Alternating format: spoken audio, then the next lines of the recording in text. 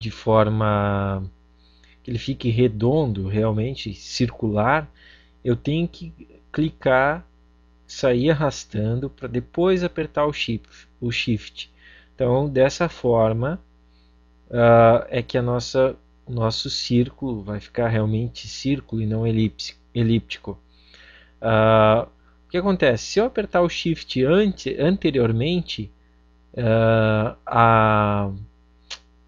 ao primeiro ponto da elipse que eu vou dar, principalmente quando eu estou com uma forma nova aqui, uma seleção nova, se eu teclar então Shift antes, ele muda aqui para adição de seleção.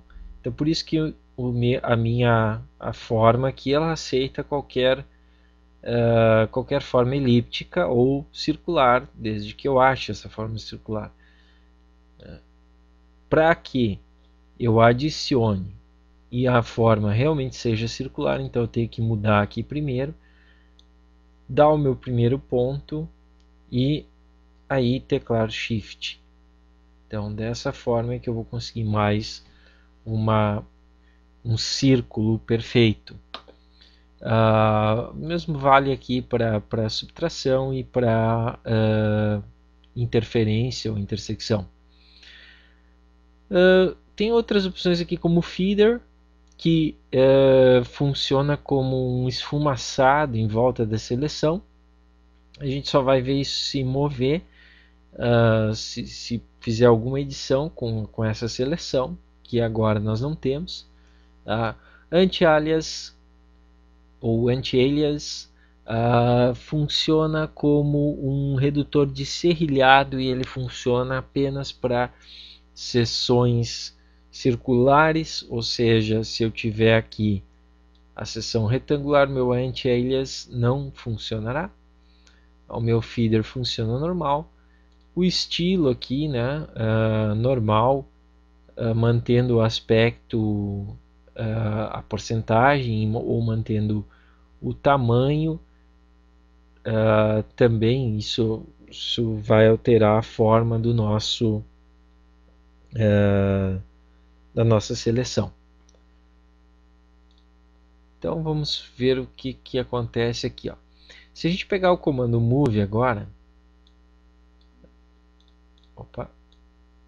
eu posso ver que o que eu selecionei eu posso mudar de lugar, que eu não quero, então eu vou dar um Ctrl Z aqui, ou fazer qualquer tipo de edição com ele, tá? Como pintar uma parte, enfim, fazer o que for preciso.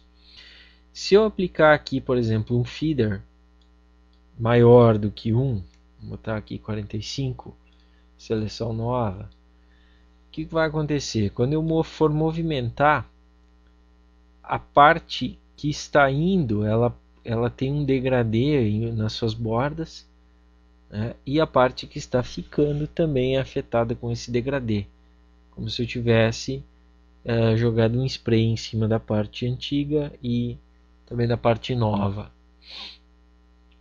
Então o feeder, nesse caso, vejo que também ele dá uma arredondada nos cantos da retangular mark, certo?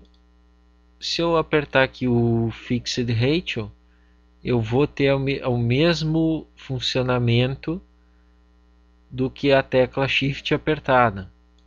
Se eu apertar Fixed Size, então eu só desloco com aqui as dimensões pré-definidas da minha seleção.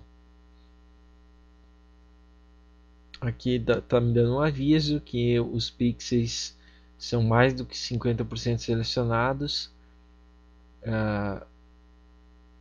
Estão mais do que 50% selecionados. A seleção de cantos não será visível. Ou seja, não conseguiu fazer uma seleção aqui com esse tamanho nessa área aqui que eu predeterminei. Então, voltemos ao normal. Isso é por causa do feeder aqui que está ligado. Então, se a gente voltar ao feeder normal, eu posso utilizar aquela opção que não há problema em selecionar, ou mesmo a normal aqui também posso fazer essa seleção. Então são várias maneiras de usar, usando o teclado, usando as opções de comando aqui, de usar o Rectangular Mark ou o Elliptical Mark. Aqui também vai ter as mesmas coisas, né?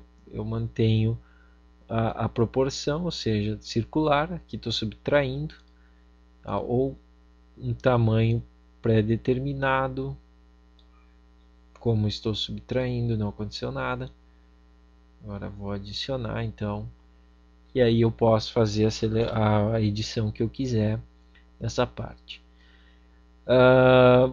Comando bastante importante aqui também são as seleções através de formas mais livres aí, ou as formas poligonais, laço tool, que a gente tem aqui, e mais a magnetic laço.